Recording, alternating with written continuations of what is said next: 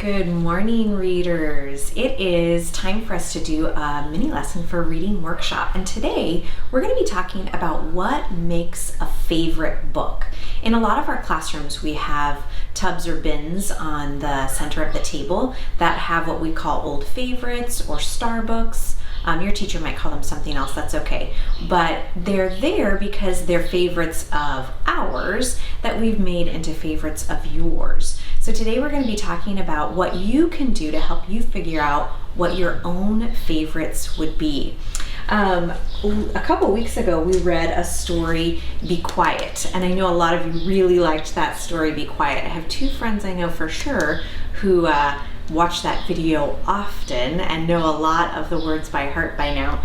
So that can help it become a favorite. And what makes it become a favorite is you might think the book is funny, or you might really like the characters, or the book might remind you of something that you like already, and so it kind of brings those things to mind.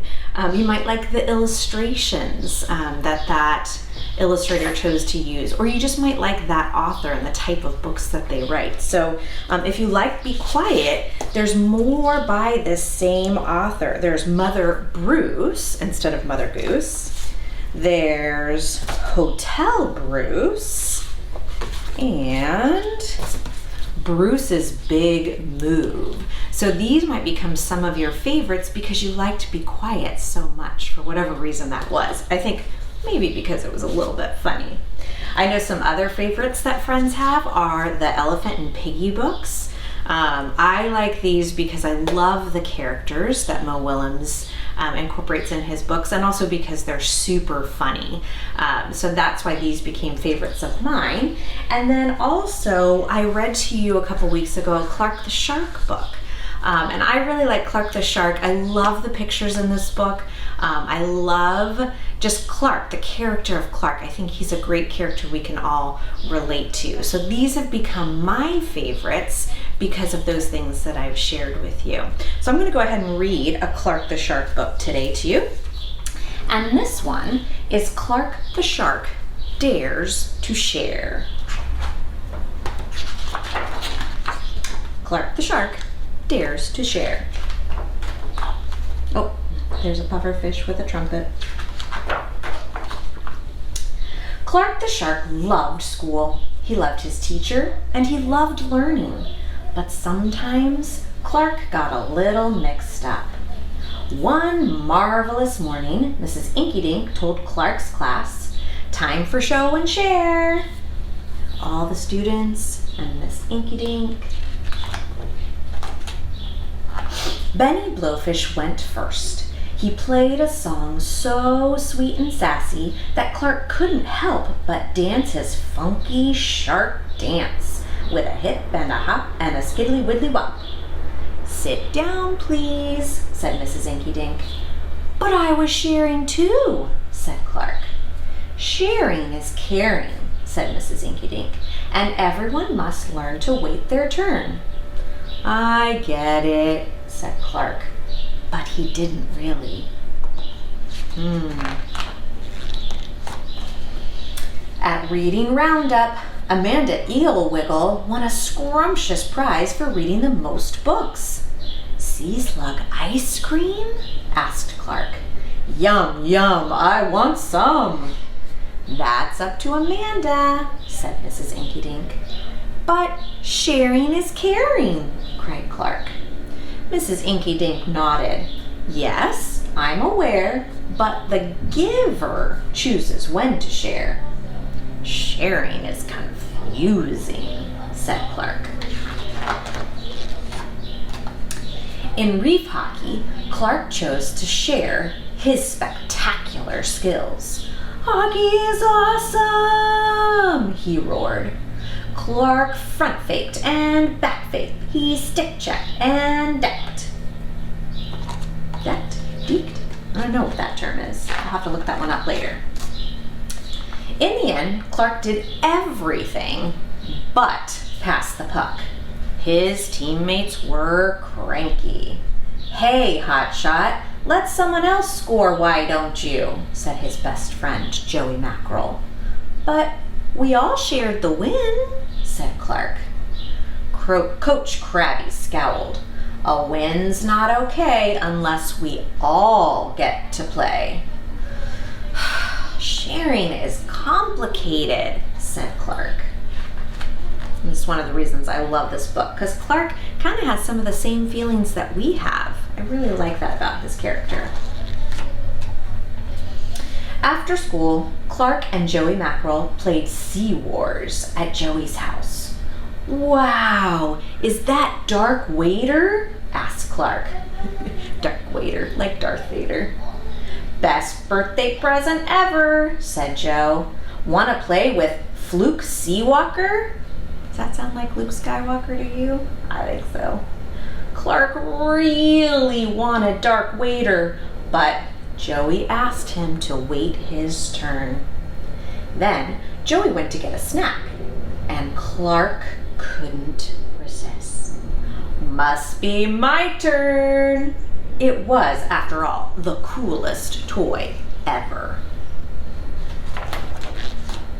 Sea Wars rocks, cried Clark. Bam, pow, crunch. Oops. Uh-oh, Dark Vader's head popped off. You think Joey Mackerel's gonna be mad? I think so. Clark, cried Joey, you broke it. Sorry, said Clark. I was sharing? Joey shook his head. That's not sharing, he said. That's taking and breaking. Clark the shark swam home befuddled and bewildered. He didn't understand sharing at all. Poor Clark, he's so confused right now. And when he arrived, Clark found he wasn't the only one who didn't get it. Mom, cried Clark, my cap! He borrowed it, he bit it, and now it's ruined. It's Clark's little brother chewing on his baseball hat.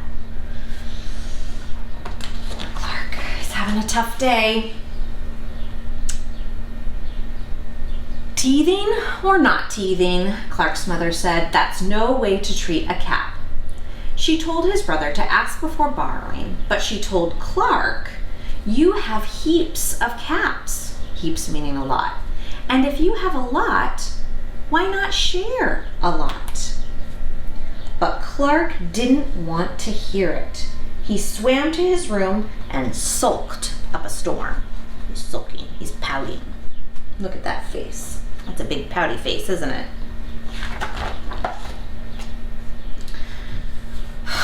Sharing is caring, Clark grumbled. It's not taking and breaking. But this only reminded him of what he'd done at Joey's house. Clark's head hurt, as if a big sharky thought was trying to break free. So, sharing is waiting your turn, letting everyone play, the giver chooses when, not taking and breaking, and giving what you've got a lot of?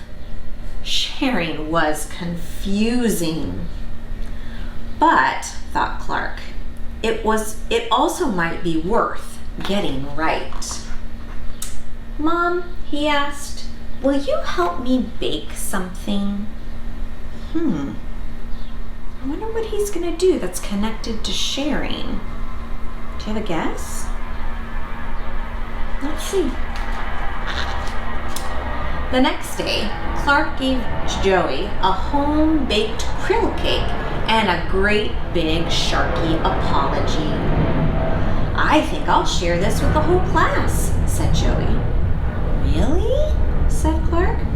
Really? Said Joey. And when Amanda Eelwiggle saw all that cake being cut up, she said, you know what goes well with krill cake? No, what? Said Clark. Seal slug ice cream. And just like that, she scooped her treat onto everyone's plates. So Clark made something for Joey. Joey shared it with the class, which then encouraged Amanda to share her ice cream. Lots of sharing happening. Clark the shark looked around at all his classmates enjoying cake and ice cream, and he got a warm, wiggly feeling way down deep inside. "What is it, Clark?" asked Mrs. Inky-Dink. With a ginormous grin, Clark broke into the funkiest, sharkiest funky shark dance ever, and this time all his classmates joined him with a hip and a hop and a skiddly widdly wop. Look at all of them dancing. "Sharing is sweet," cried Clark the shark. So did he figure out something about sharing there? Was he able to kind of solve that problem that he had? So this is one of my favorites, my friends, because I love all the things about Clark the shark and the lessons that his friends and he learn in all of these different books. So I want you to take a minute and think to yourself, what are books that you really like? And what is it that you like about them? Do you like the characters? Do you like the pictures? Are they funny? Do they remind you of something that you like? And those can become your favorites at home. And you can do that with any book that you read, whether it be a picture book or a chapter book. It works for all books. Thanks for hanging out with me today, readers. I really had a good time reading to you about Clark the Shark and sharing with you what makes a favorite book. Have a great day.